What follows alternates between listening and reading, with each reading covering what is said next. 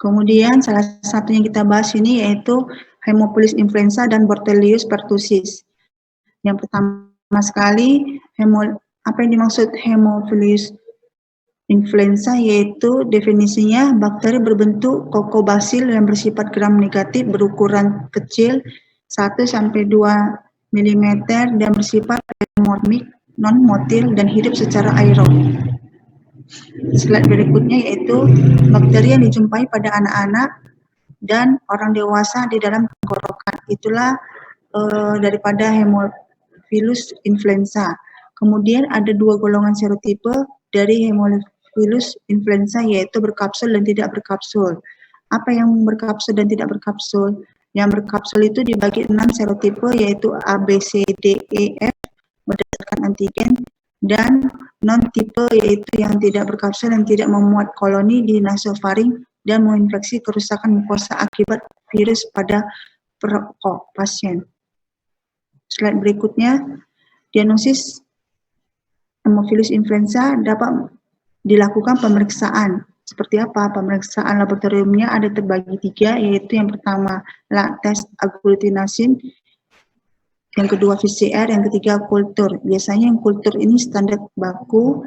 Kalau PCR yaitu biasanya dilakukan pada rapid. Kenapa? Karena selektivitas dan sensitivitasnya lebih tinggi. Sedangkan latex agglutination atau LA yaitu metode yang sensitif, cepat mendeteksi kapsul polisakarida.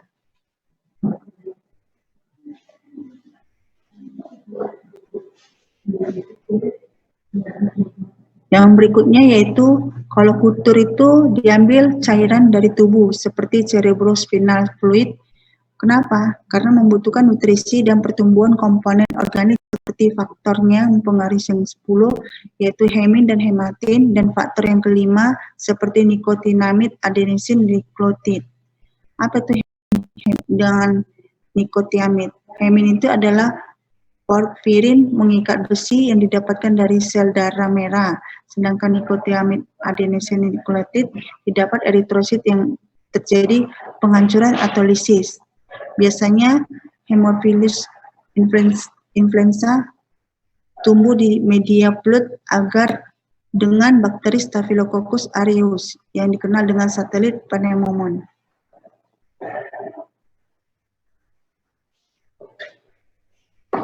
Biasanya kita di sini harus tahu sifat patologisnya. Sifat patologis dari Haemophilus influenza biasanya tidak menghasilkan eksotosin. Pada pasien yang gejala kliniknya dapat dijumpai seperti A, meningitis, yang kedua otitis media dan sinusitis, yang ketiga epiglottis bakterial akut, yang terakhir selulitis. Selulitis itu biasa menyebabkan infeksi sistemik pada saluran respirasi ataupun pada kulit pun bisa.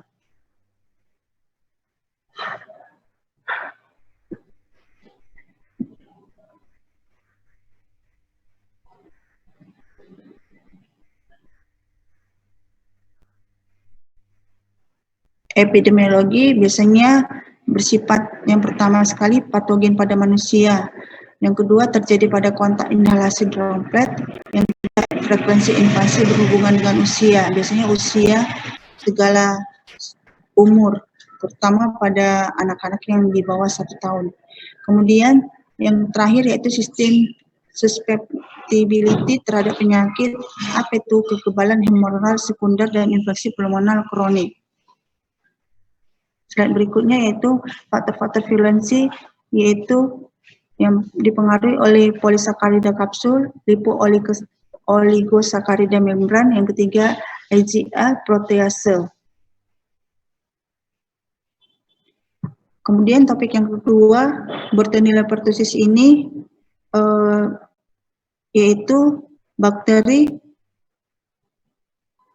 gram negatif berbentuk batang dan kokus serta bersifat patogen, menyerang saluran pernapasan dan mudah menular. Biasanya organismenya itu menyerang segala usia dan menghasilkan toksin, merusak epitel saluran pernapasan dan berupa batuk dan berlangsung berbulan-bulan atau disebut juga batuk rejan, yaitu batuk 100 hari yang mengandung komponen pertussis toksin, filamentosus hemagglutinin dan agglutinin endotoxin.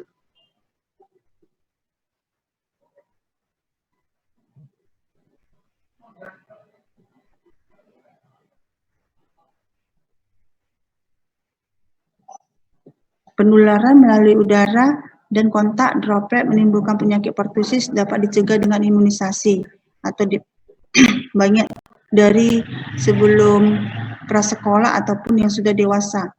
Kemudian diagnosis laboratorium pertusis ini dilakukan metode kultur yang memerlukan waktu 7-10 hari. Yang ketiga, PCR atau polymerase chain reaction, yaitu mempunyai sensitivitas yang baik karena waktunya lebih cepat 2-4 jam. Pemeriksaan PCR ini digunakan pada kasus pertusis dengan lokasi kejadian jauh dari laboratorium. Ini lebih banyak keuntungannya ya.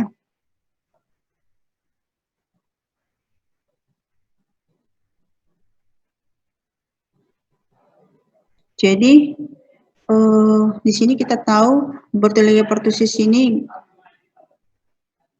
gram negatif, aerobik, patogen, Coccobacillus kapsul. Biasanya genusnya itu Bordetella. Jadi kalau yang kemarin kita pelajari klasifikasi ya sejarah mikrobiologi dan juga bakteri-bakteri gram positif dan negatif. Biasanya Bordetella pertussis ini penyebab pertussis atau batuk rejan. Virulensinya itu yang tadi kita tahu pertussis toksisnya ataupun adanya adenolit spikasi racun ya.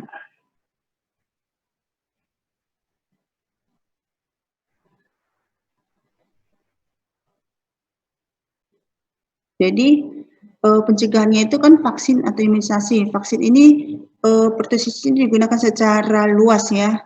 Biasanya yang pertama kali adanya vaksin yang sel utuh yang tidak aktif secara kimia bisa digantikan secara antigen permukaan yang dimurnikan atau fibrae ataupun hemagglutinin berfilamen.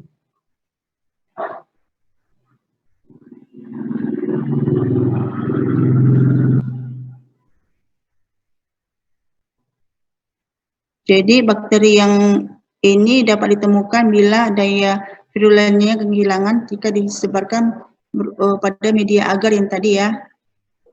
Sini ada dua topik ya, salah satu yang dijelaskan yang pertama sekali kita ingat tadi Haemophilus influenza dan Bordetella pertussis ya. Sekian dan terima kasih. Cukup ya. Nanti sekaligus saya kasih ininya melalui tadi di chat yang kemarin emailnya ya. Saya iniin. Baik, dokter. Oke, kita tutup dengan doa. Nanti kalian pelajari, nanti slide-nya saya kirim sekarang juga. Oke.